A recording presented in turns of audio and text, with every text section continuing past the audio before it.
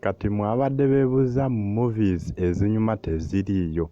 Yino movie erimu action ate ng'erimu drama. Bakugamba nti ono omusajja bamuwa ebibonerezo 13 kirwandiise 13 scenes asobole okuba nti awangula ssente.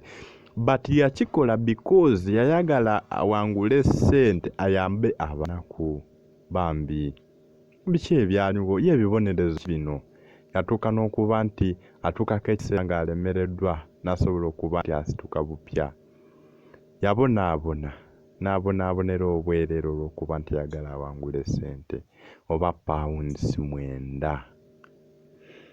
Yino movie eyitibwa bagiyita batya kandabe 13 scenes. 13 scenes yekuzimu ku movie ezisinga trending nno kwa Telegram channel. Osobola okugenda nawe ne weerabirako. Suubira olaba ebizibu bye yayitamu nga by'amaanyi.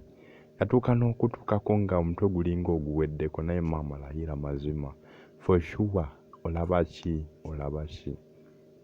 Naye mu ku zi movie ezisinga okuba ez'omutawaana. Oba ng'olaba movie za horror. Kubanga omusajja yayita mu kubonerezebwa okwali okw'amaanyi nnyo olw'okuba nti yayagala nnyo asobole okuba nti akuuma abantu be. Emboozi nnyumya nnyingi ne neerabira okubawa nnamba ne neerabira okubagamba nti link eri mu description. Link ebeera mu description always.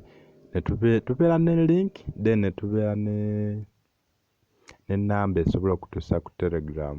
But gwe atalina Telegram ginstalling egenda kuyamba nnyo. But tubeesinga wano ku Jinja Media TV we tusinziira YouTube channel then spreading movies zaffe ewalala.